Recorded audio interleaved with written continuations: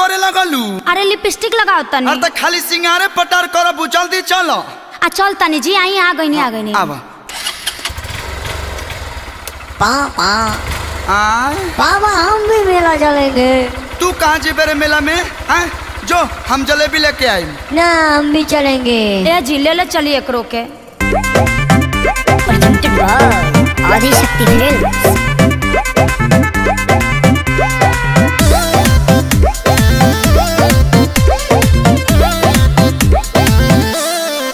हे बाबू काबू रखा हो लाई मेला से मिठाई, चाहतनी हम ताहर जाती अमाई। रुद्र बेटा जाओ छोटा भीम देखो। हे बाबू काबू रखा हो लाई मेला से मिठाई, चाहतनी हम ताहर जाती अमाई। देखो चीज जनी करो अपन डैडी जी से डरो, खेल कूद रही हिठैया का रोवता बबुआ ले ली पिठैया, बात मानिए मोर सैया। रोवता बबुआ ले ली पिठैया, बात मानिए मोर सैया। बाइक चलाई की पिठैया उठाई। अरे आई दादा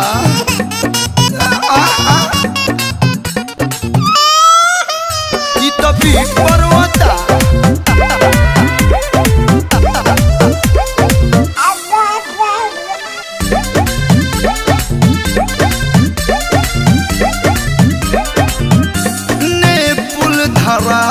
दूध के पी के सूत जाई, मेला में भीड़ होई जइहन भुलाई। बबुआ झुनझुना लेके आएंगे। कबो रउआ ले लेब, कबो ले लेब हम, रोडे गड़िया चलाइब धीरे धीरे भला। करबू माथा खराब माथा मुसनक काहे भइल बाटे तोहे बताइया।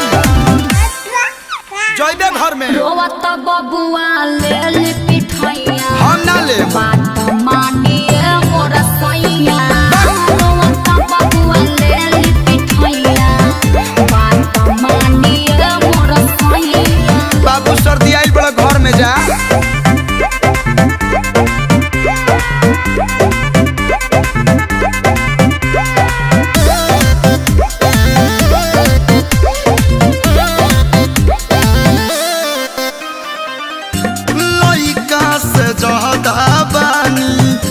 हसे परेशान हो, बात ना बुझेलू, खाली करेलू हरान हो।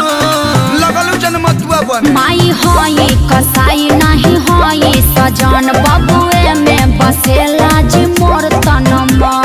हमरो बसेला कलू शुभम सिगरीवाल से करेलू तू बाबा, बजावा दारू झूठा बधाइया। रोवता बबुआ ले ली पिठैया, बात मानिए मोर सैया। रोवता बबुआ ले ली पिठैया, बात मानिए मोर सैया। अब टंकी पर बैठ जो। हमेशा हमार लइका के रोआ डांटत रही ना, तनी प्यार से बोली। आई जी बैठी। देखी तो लइकवा खुश हो गए।